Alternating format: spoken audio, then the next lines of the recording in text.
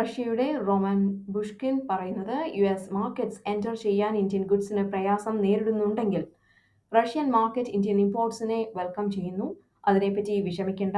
റഷ്യയാണ് largest producer of oil. ഇന്ത്യയാണ് largest consumer.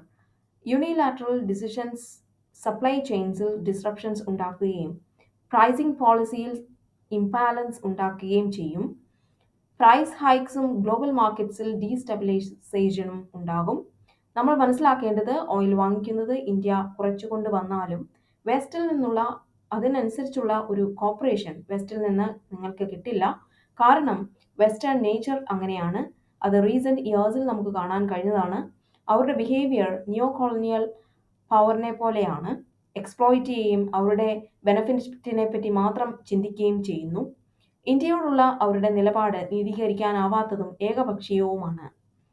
European യൂണിയനിൽ നിന്നും ഞങ്ങൾക്ക് ഒരുപാട് പ്രഷർ വരുന്നുണ്ട്. അവരുടെ ഉപരോധം ഞങ്ങളെ ബാധിക്കില്ല എന്നാണ് അദ്ദേഹം പറയുന്നത്.